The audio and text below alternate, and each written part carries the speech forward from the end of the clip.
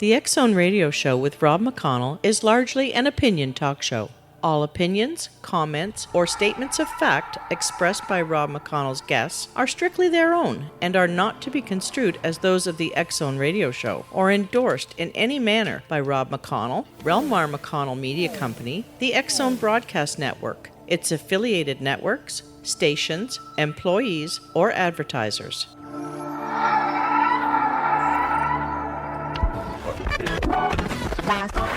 All Hit Radio.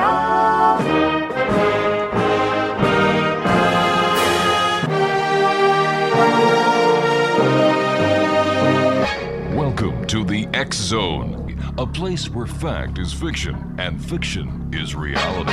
Now, here's your host, Rob McConnell.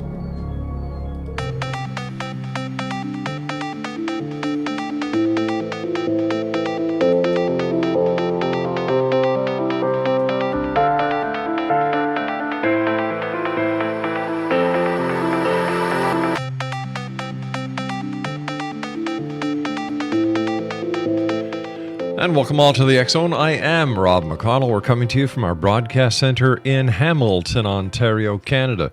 If you'd like to send an email, xzone at xzoneradiotv.com, on all social media sites, Xzone Radio TV, and our main radio website where you can listen to past editions of the X Zone. You can find out what we've done, what we're doing, and what we will be doing in the future at www.xzoneradio.com. And the X Zone comes to you Monday through Friday right here on the Mutual Broadcast Network, Talkstar Radio Network, and X Zone Broadcast Network, and in Europe on Radio X. My guest this hour, X Zone Nation, is Buddy Thayer. He founded Ocean State Paranormal in 2012, but he had investigated previously with a now defunct group. However, he did have the benefit of learning from a former member of TAPS, who was not a cast member, but had traveled with the team to Tombstone and worked on the sidelines, and learned from Grant and Jason. So without further ado, we're going to bring our guest on now, Buddy Thayer. Welcome to the X Zone. Hey, how you doing? We're doing great, thanks, Buddy. Thanks for joining us. And tell us a little bit about yourself and what it was in your life, Buddy, that put you on this path to finding out the answers to the questions, I should say, that so many people are asking about the paranormal these days. Well, Rob, back in, I'd say 2008, I was working in a group home in Woonsocket, Rhode Island. Mm-hmm. I had never really believed in ghosts. I kind of did. It was a nice idea, but I never. Believing for me was seeing for me is believing. So I never saw anything, never experienced anything. So I really couldn't say, yeah, I believe in ghosts or not. So anyway, I'm working in this group home. I'm working the overnight shift, and there's staff that are telling me that I work with that ask me if I have any ghost stories, telling me their ghost stories. I'm like, oh my god, this is it's gonna play with my mind. So I try and block it out. So I work the overnight. It's just me. There's 5 kids there, and kids are waking up in the middle of the night, and they're telling me about seeing, like, people in their rooms. They're seeing a man in their rooms. And I'm just saying to them, no, you're having a bad dream. This is like your mind is playing tricks with you. This isn't real. Just go back to bed. And they go back to bed. I try to soothe them. And they sleep a few kids in a bedroom. So they'd have a motion sensor on the floor. So when the kid got up out of bed, you'd hear the motion sensor, the kid was getting out of bed, you'd go to the bathroom, you'd help him do whatever. Sure. And it's in the back bed. So one night I was putting the dishes away, it was about 4 a.m., and I heard the motion sensor go off, and I turned around to the bedroom behind me, and I saw a figure coming out of the bedroom. The figure walked right in front of my face and disappeared. Immediately, I was incredibly terrified. I've never been so scared in my life. And from that moment for about the next 4 months from that day on, it was every single night that I worked, there was something that was happening. Whether I'd be touched, I'd hear voices, I'd hear footsteps, I'd hear people upstairs, and there'd be no one upstairs. It was just so it was that experience that led me into joining a paranormal group. So I would imagine from that moment on, you were a believer. Absolutely, firm believer. There's no way I could explain a figure just walking in front of me and absolutely disappearing right before my eyes. Wow. You and I have to take a break, buddy. Please stand by. Exo Nation, our guest this hour is Buddy Thayer. He is with and founded Ocean State Paranormal. Their website is... Buddy, what's your website? The website is not up and running yet. We still run off of Facebook, so facebook.com/Ocean State Paranormal. There you go, We Exo. have all of our stuff in there. All right, there you go, Exo Nation. You heard it right from Buddy's lips. And when we come back, we're going to be investigating the paranormal and strange, weird occurrences that Buddy and his group, Ocean State Paranormal, have investigated. This is the X Zone. I am Rob McConnell. We're coming to you from our broadcast center in Hamilton, Ontario, Canada. Don't forget, you can always send an email to me right here in the X Zone simply by addressing your emails to xzone@xzoneradiotv.com. I am Rob McConnell. This is the X Zone. We'll be back on the other side of this break. Don't go away.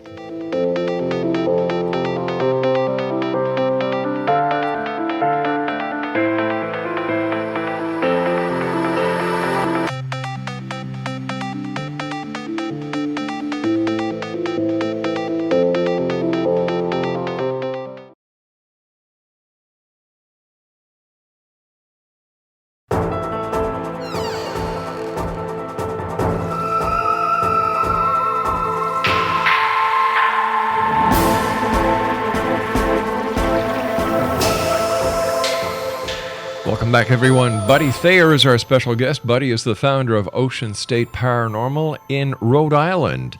And if you'd like to visit their Facebook page, it's facebook.com/Open State Paranormal.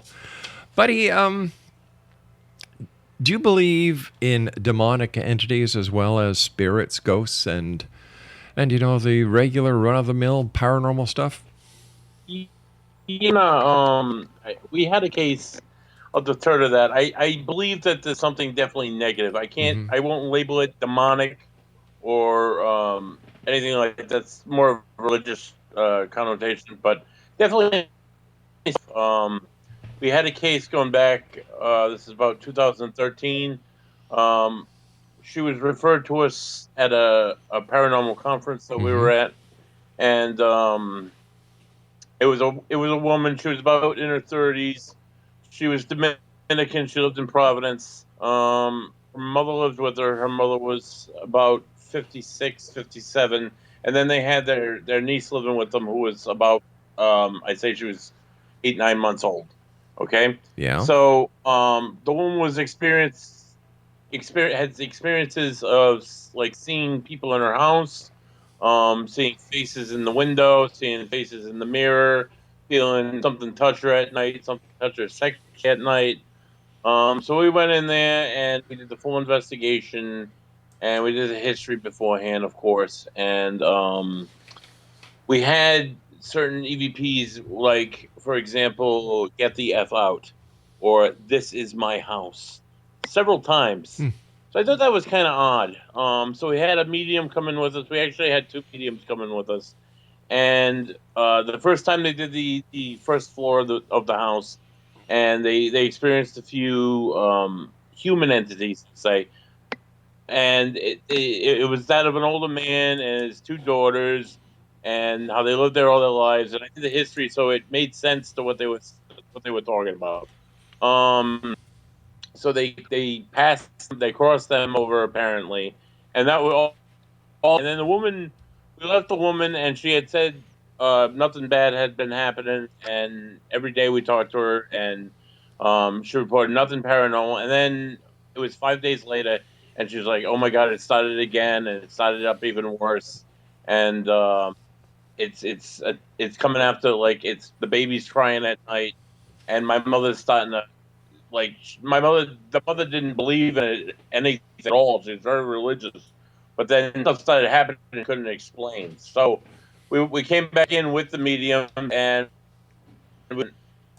we hadn't gone down there before. We went down there. We didn't go down there the first time. We investigated down there. We had strange EVPs down there. But initially the psychics didn't believe the basement had anything to hold, so we didn't go down the first time. The second time we went down, and they started saying that there's something demonic. They were both of the Christian religion, so they were using the term demons. Mm-hmm. They were described, looked like they were in the corner, and I'm like, all right, as this agent and they're talking about this, I'm just kind of walking. I'm thinking to myself, well, I'm not seeing anything, I'm not hearing anything, I'm, whatever. As we turn around and go upstairs, the medium that's standing behind me, she let out a gash and a scream. She turned around and she raised her shirt, and she had 3 scratch marks going down her back. They're red. They were just like they just happened. Obviously, I have to this day I have no way to explain how she got those scratches on her back. So we went upstairs. We ended up talking to the client for a few minutes. We left, and I contacted a demonologist by the name of Joe Andrade. He came down and did a house blessing. Now that itself was kind of surreal. There was a lot of things I couldn't explain. It's like temperature change, Mm-hmm. and we were all experiencing weird pains, specifically in our back. There was Joe, his partner, the client, and me and my one of my assistants, and we were just there basically to observe. And it was a lot of weird stuff happened. I was hearing voices myself, like people in the other room, but it was there. It was just from that point on, Joe took the case, the demonologist, and he worked with the client. And we just tend not to do that anymore because I'm a ghost guy. I love the ghosts. I love tying the history into the present, but Mm-hmm. that's a little bit more than I'm into. So what is the thrill that ghost hunters or ghost researchers get? Why do you guys do what you do? I don't know. I've always loved history, so to be able to tie in the past, to be able to go somewhere that's historical, for example, and talk about somebody who was actually living there and buried there, and have them come forward and say yes, and say, "Or that was me," Mm-hmm. or "I did that." It absolutely blows my mind. Why do you think that some of these spirits hang behind and that they don't progress to the next stage towards the light? Well, in Ocean State Paranormal, we do a lot of residential cases. So a lot of the times, I experience, or what we can theorize as a family, a man and a woman get married, Mm-hmm. and they buy a house, and they have 2 or 3 kids, and they raise their kids in the house, and the kids go on and they go off to school, and then their kids get married, and this couple lives in this house all their lives. They get old, and then eventually they die in this house. This is the place that they love the most throughout their whole lives, where everything good in their lives happened in this house and around this house. So, of course, naturally, maybe they're going to want to hang out at this house after they pass. I don't know. That's my best guess. Maybe they have something that they feel they should hang on for, or maybe they feel guilty about what they did in life, and that's why they're. I couldn't tell you. I guess that's the $10 million question, huh? Yeah, that's what we're all in it for. What kind of training did you and the other members of the Ocean State Paranormal have? As far as with Ocean State Paranormal, I studied history my whole life. I went to college in history. So research is my primary thing with Ocean State Paranormal. Now, before I did Ocean State Paranormal, I was involved with another group, and the gentleman in charge of that group kind of showed me the ropes, the basics of listening to audio, how to listen, for those really low frequency things that you end up re-listening to, and it's like usually an EVP or something, or how to look at photographs, how not to fool yourself by matrixing something that's not there, like something that's there and making it look like something, like a tree looking like a face. It's just the way it grows. Just looking at things with more of a scientific eye. Here we are in the year 2016, buddy. Why do you think paranormal investigating is so popular? It hasn't is it so popular now because of the TV shows, maybe, but paranormal investigating has been popular the last 200 years. It's in more media, more of a stage for the paranormal to be on, you know. So what is going to happen when paranormal investigators find the evidence they're looking for, whatever that may be? What do they do with it? Well, we go to shows and conferences, present it to the public, as evidence of the paranormal, I could say, and that's really our goal. And to help out, when we go to red places, we try and help people to either accept there are ghosts in their house, is the evidence to prove it, or there aren't ghosts in their house, and here's the evidence to prove it. So that's really what I do right now. When we go into people's houses, we look for everything but paranormal, because people will look at paranormal, 100 times to 1 if they believe it. They'll want it to be paranormal. How many cases have you and the Ocean State Paranormal Group investigated so far, since you've been on the scene since 2012? We're about to go into case 25. We're about to book case 25, which is going to be in Fall River, Massachusetts. Each case we've gone to multiple times. I was talking to case 22 just this evening. We're planning on going back there again. We do historical houses. We go back there a few times. So, I mean, at least close to 100 investigations, I'd say, since 2012. So what are you going to do? Like, I understand that you people go to conferences and that you exchange, you talk to the public about your finds and so on and so forth.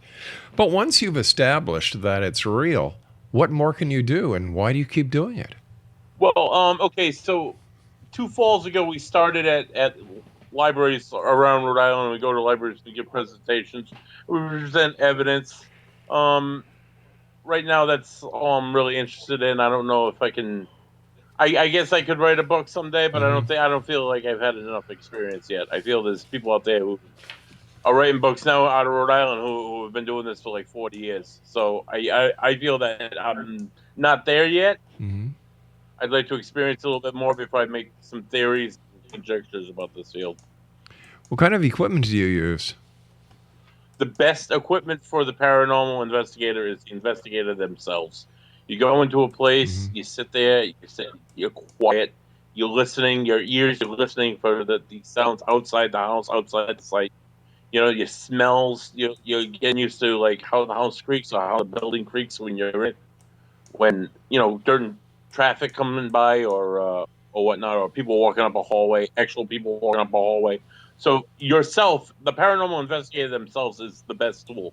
After the paranormal investigator, I find I have a Sony digital recorder. Mm-hmm. It cost me maybe $50 at Walmart, and it's the best. I captured the best audio evidence on that by far, hands down.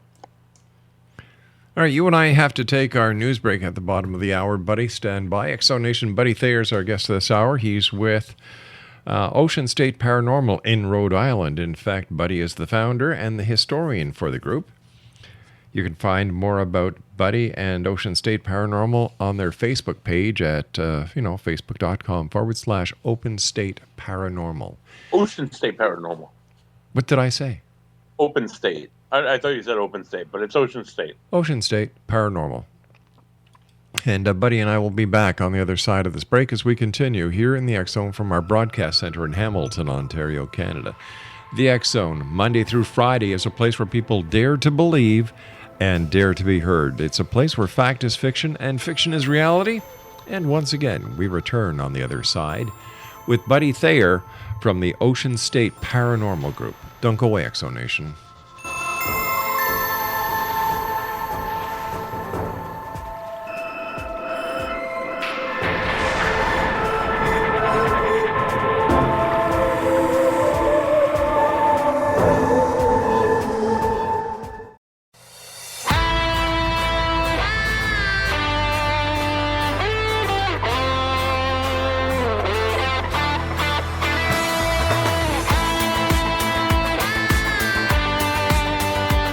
Buddy Thayer is my guest this hour, Exonation. He is the founder and historian of Ocean State Paranormal. They are in Rhode Island. Tell me, Buddy, where is the creepiest, the most haunted place in all of Rhode Island? I would say the former lad school would probably be the top three at least in Rhode Island. And go ahead. Sorry, go ahead. I was just going to ask you what the history of the place is. Oh, the history of the place. It was founded in the turn of the 20th century as an institution for they called the feeble-minded back in those days, developmentally disabled. It started as that, and then it turned into social pariahs went there, and kids guilty of truancy, or kids that stole, or like people who murdered that were underage. Everybody went there. And it became immensely overpopulated. In the 70s, scandals broke out that there was atrocities at the dental school, and there were atrocities in the residential units where people were getting abused, or people were getting raped, people were getting buried out in the backyard type situation. The place finally closed in the 80s and was off limits to anybody for forever. Cops would patrol there regularly, which was kind of a good thing because they were dilapidated buildings and people could get hurt. But we ended up getting into that place legally in November of 2014, before it was torn down the following spring. And that was absolutely incredible. Tell me, Buddy, why do you think these ghosts hang around these places with so many people going through, trying to get EVPs, trying to, make contact with the other side? Why, I can't understand, and neither can a lot of listeners, why they keep going to Waverly Hills, they go to the Gettysburg. How can these ghosts just stick around? I don't know, but I work with people. That's what I do for a living. I work in psychology. So I see the worst of people, and people do the worst things for attention. They seek attention. So maybe in the afterlife, they're just seeking attention, and they can get it at places like Waverly, places like Gettysburg, where they're there, and people are there to appreciate them for the most part. I don't know. Could it be that some of the researchers, investigators, or ghost hunters, are they themselves who are seeking the attention and manifest these apparitions and these sounds themselves just to get their little 15 minutes of fame and glory? Well, I got to tell you, I have seen like paranormal groups or people that consider themselves to be paranormal groups, completely fake evidence. Really? And do it just to get their own attention. I have seen that. That does happen, unfortunately. But what does that do to groups like yours who are trying to do everything the right way, seeking permission, using respect when doing your investigations? How do you feel as someone who takes this very serious when other members of the paranormal community are just fudging their own evidence? Well, in certain cases, it's us from getting into certain places because they had one bad experience with one bad group, and they don't want to do it anymore. And they have incredible, historical value, or they have incredible paranormal value to offer. They just won't do it anymore just because of small groups like that, or groups like that. People just looking for their own attention, so they ruin it for everybody else. It's situations like that. But with us, we prove ourselves by our own merit. So the work that we do, it kind of proves that we're in this for the long haul. We're not in this to get attention for ourselves. With over 16,000 paranormal investigating groups in the United States today, and that's just those who investigate haunted houses, seeking proof of the afterlife. If you were just to take the 16,000 with an average of 5 people per group, each group will spend anywhere from 10 to 20 hours a week doing what they enjoy doing. Thousands and thousands of dollars of equipment that have been purchased by the groups, self-funding. Yep.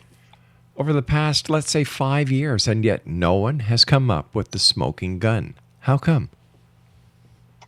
I don't. Wrong place, wrong time. I guess. I got We invested in video equipment about a year and a half ago, and out of the 4 or 5 investigations that we've done with the video equipment, I've watched hundreds of hours of video equipment and just dust like rolling by, or just like a blank room, an empty room for like endless hours. It's incredibly boring. But there's one small piece. I got one small piece of video evidence, and it's absolutely incredible. What so you is get it? this one little drop in a huge pond, and it makes it worthwhile. But not everybody's gonna get that. I don't know. It's just we were in the right place at the right time. I think that's all. It just happened to be somebody walking by, and we happened to be there with a video camera. So I think that's it. People get it every now and again, but it's I don't know.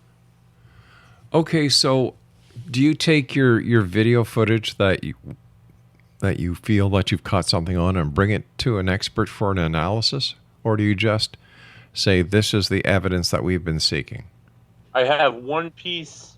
I haven't showed it to anybody. We show it at conferences. I won't present it as evidence yet. I just have one piece that we'll show at like conferences that we go to. I won't post it on the page yet because I'm not 100% sure. Okay, so let's say somebody calls you up and says, "Hey, buddy, my house is haunted." How do you proceed in your investigation? Well, we look at the client's claims, for example, what they happen to be, if what they happen to be experiencing, if they're like, there's all different things. I had a woman tell me that she had like demons holding her down at night, and I come to find out that she had sleep paralysis. So I look at people's medical history, look at their psychological history.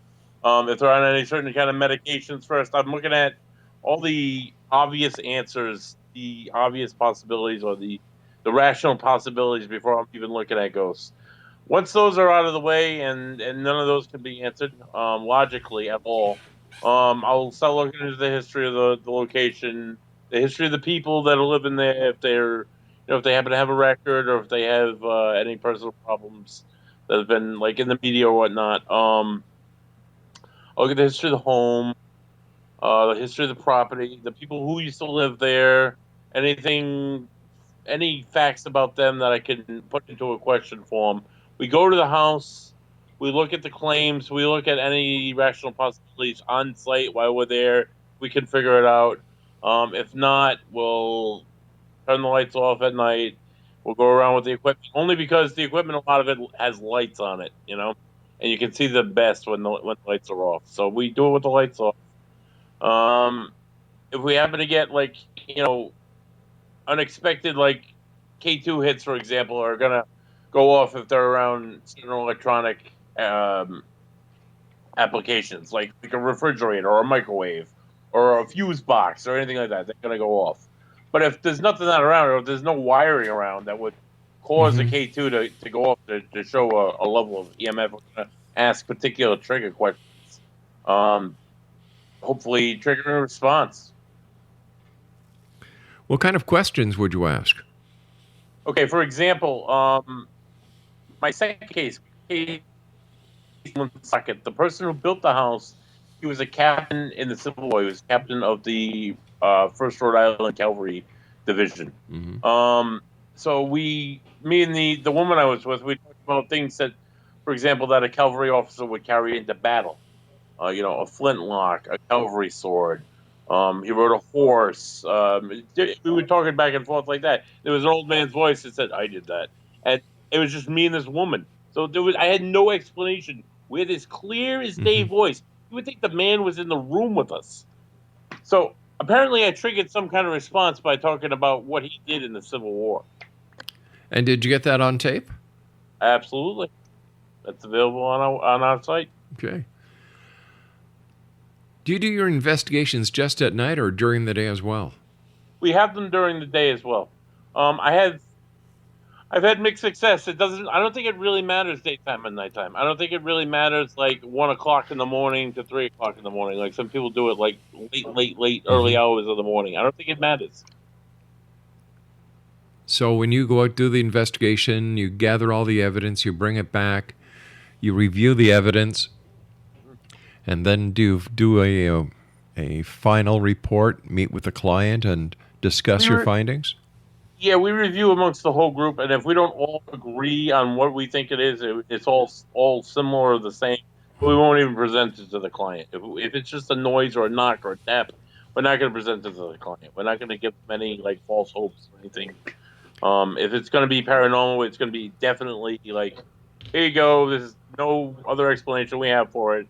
We think it's paranormal. See what you think. Okay, so you give them the evidence. What happens then? They can have us come back for another investigation. We can do, if they want a cleansing, we can do a cleansing. If they want a medium to come in, we can have a medium come in. If they want a house blessing, we can arrange that for whatever religion they are in. Really, I can't like wave my wand. I don't really know what else, to clear a spirit. A medium could do that, I guess. We've had mediums that said they've done that, but I really don't know 100% that a house, quote unquote, clear. How do you deal with skepticism? Because not everyone's a believer. No, I know. I just try and provide the experiences that I've had and what I've gone through, and that's all I can really do. I can't really attest for anybody else. A lot of TV shows these days on certain channels. Yes. They're called reality TV shows, but the ones I've seen are anything but reality. Yep. Are these shows an asset to legitimate paranormal groups, or are they a hindrance? I think it makes us look like a joke. I think not all the shows on TV are saying like that, but there's some shows on TV that are trying to put themselves out as paranormal investigators, and they don't impress me at all. And I think it leaves a bad taste in my mouth sometimes, just because this is what I'm trying to do, and they're out there making us look like a bunch of jerks. It must be hard, having to put up with these kind of shows on television, and then honestly, I just don't watch them. Smart. Geez, I was just going to ask you something, and I just lost it. What other aspects of the paranormal do you investigate? Like, the paranormal is a big field. Do you just do ghost investigations, or do you investigate cryptids? Do you investigate lake monsters? Do you investigate UFOs? No, unfortunately, it's boring. We just do ghosts. I don't honestly I don't disbelieve lake monsters or disbelieve Bigfoot, but I haven't like ghosts before I experienced it. I've never experienced it, so I can't say I discern with it. So basically, you only investigate what you yourself have seen or heard. Yeah, I guess so. Okay, so I'd just like to go back to the fact that you've gone in, you've done the investigation, you determined that there is something there, and how do you present the evidence to the homeowners? Do you make a positive identification on who the spirit is? Not unless I know for sure, which is never the case. So I never can say like, "Hey, this is your grandmother," or "Hey, this is the guy that used to live here." I just present like what we have, and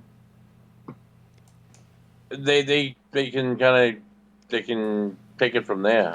I can't offer any further insight of who it is. How many paranormal research groups are there in the area of Rhode Island where you live? There are quite a few. There's a lot of major and minor groups. There's a lot of major groups. There's Rise Up. They're pretty big. TAPS is really big. Rhode Island Paranormal Research Group. There's a lot of little groups though spread out that aren't as noticeable. Now, do you people share information? Absolutely. Oh, that's good. Yeah, I've worked with a few different paranormal groups. I understand. I understand that you've gone to Monticello and done research there, and I was wondering if you could share it with us. I don't think so. I'm sorry, I just never been to Monticello. My father was also a fan of history and took me across the eastern half of the United States to many historical sites. And then in brackets, you've got Monticello, just to name one of a few. Oh, Monticello. Oh, I'm sorry. Thomas Jefferson's home. Yes. Yeah. I did visit Monticello when I was 8 years old. It was impressive because it was, it was built by Thomas Jefferson. Right. And he was an architecturist, as well as a politician, as well as an economist. So, he was.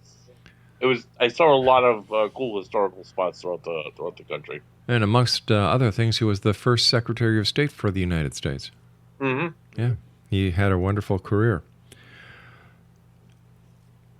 If somebody listening tonight would like to become a paranormal investigator, what course of action would you suggest they take? If you can't find a group for yourself, like find a small group around your area to investigate with, I would suggest some places yourself that it's legal for you to be there. Like the cemeteries are, you can go there. There's one that are limited that you can go to during the daytime, and just kind of get your feeling and maybe ask a few questions at a recorder. Mm-hmm. Take a few pictures and see what you get. But it's also very important that if you go somewhere that you have permission to be there and be very respectful. And, at times I find paranormal investigators very rude when it comes to the way they treat those who have departed. Like, oh, absolutely. Tantalizing, aggravating, taunting. Yep. Very disrespectful. Listen, you and I have to take our final break for this hour. Stand by, Buddy. Buddy Thayer is our special guest this hour, Exonation. He is the founder and historian of Ocean State Paranormal. And if you'd like to find out more about them, visit them on Facebook at facebook.com/Ocean State Paranormal. This is the X-Zone. I am Rob McConnell, and we'll be back on the other side, wrapping up this hour, as we continue our quest to find out the truth behind the paranormal and parapsychology. We'll be back. Don't go away.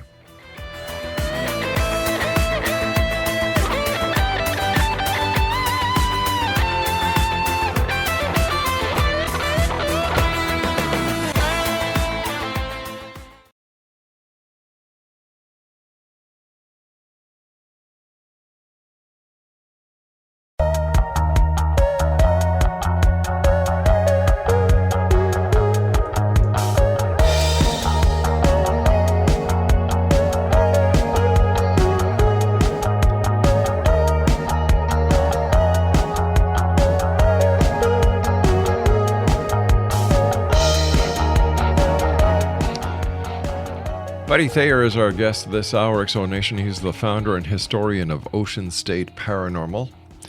And if you'd like to find out more information about Ocean State Paranormal, visit them on Facebook at Ocean State Paranormal. Buddy, what are your words of wisdom, your final thoughts for the Exonation tonight? Words of wisdom. Respect the living, respect the dead, like you said. We absolutely try and do so. Don't desecrate, don't destroy, and always be safe. Thanks for having me, too. Well, it's our great pleasure, buddy. This next investigation that you're going to be working on, can you tell us a little bit about it without spilling the beans?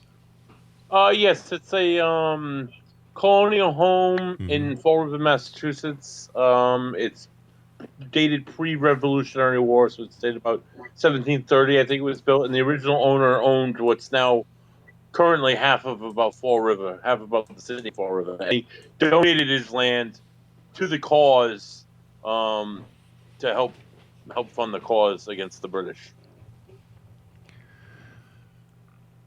So the case involves phantom footsteps. People have seen like apparitions. People hear noises. So I'm excited to go in. Now, is your group the first group to go in? No, we're the third ones to go in. So why would he keep on having different groups in? Because he's a historical society, basically. So he's letting everybody take a taste, I guess. Now, does he charge you entrance fees? We donate. We will donate money to the society. Now, do you guys charge for your services? No, we do not. So any money that we have, any like equipment that we own, we collect dues in the group, and we pay for it via that way or out of our own pocket.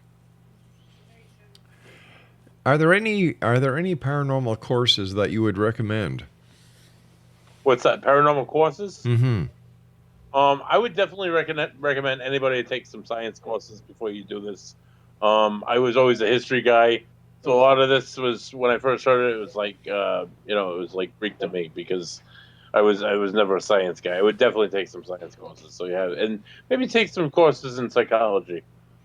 Well, isn't a little bit of knowledge more dangerous than a lot of knowledge? And if people just take a little bit of this, a little bit of that, they may not be learning what they need to know. Oh yeah, find something you're good at, something you like, and then study that maybe. Buddy, thanks very much for joining us. And Exonation, Buddy Thayer has been our guest this hour. He is with Ocean State Paranormal. Let me see, their Facebook page is Ocean State Paranormal. That was easy. I'll be back on the other side of this news break at 6.5 minutes past the top of the hour as we continue here in the X Zone from our broadcast center in Hamilton, Ontario, Canada. The X Zone is a place where people dare to believe and dare to be heard. It's a place where fact is fiction and fiction is reality. And I wonder why people with these houses just keep on getting groups to come in and come in and come in, and then ka-ching, money, ka-ching, money, ka-ching, money.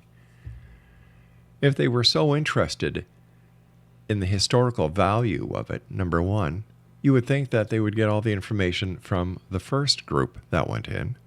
And number two, they wouldn't charge these people. But I guess that's why I do radio. I'll be back on the other side of this break as we continue here in the X Zone from our broadcast center in Hamilton, Ontario, Canada. My name is Rob McConnell. Don't go away.